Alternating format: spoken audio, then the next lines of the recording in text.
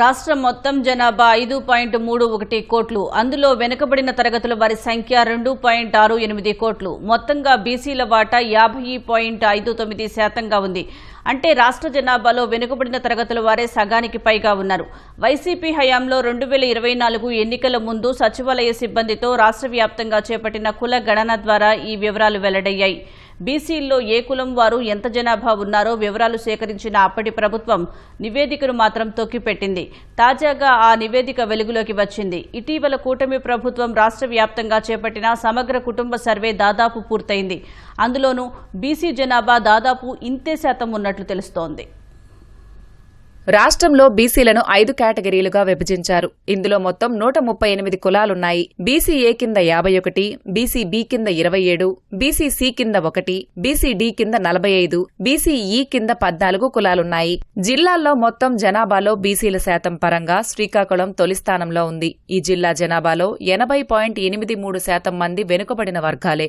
76.55%తో రెండో స్థానంలో విజయనగరం, 72.73%తో మూడో స్థానంలో అనకాపల్లి జిల్లాలు ఉన్నాయి. తర్వాతి స్థానాల్లో కర్నూలు, విశాఖ, అనంతపురం జిల్లాలున్నాయి.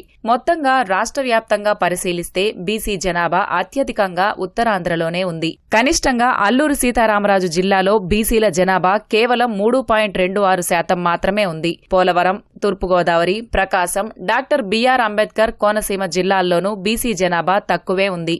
బీసీల జనసంఖ్య చూసినా అగ్రస్థానం శ్రీకాకుళం జిల్లాదే.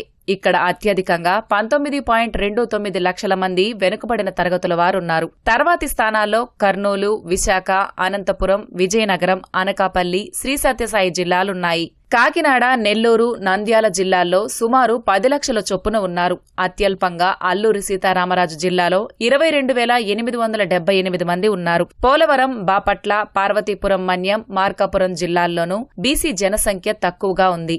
బీసీల్లో ఉపవర్గాల్లో అత్యధికంగా బీసీఏలు 84.72 లక్షల మంది ఉన్నారు. తర్వాత బీసీడీ 82.88 లక్షలు, బీసీబీ 67.42 లక్షలు, బీసీఈ 32.12 లక్షలు, బీసీసీ 1.70 లక్షల మంది ఉన్నారు. బీసీఏ సామాజిక వర్గాలకు చెందినవారు ఎక్కువగా శ్రీకాకుళం, కర్నూలు, అనంతపురం జిల్లాల్లో నివసిస్తున్నారు.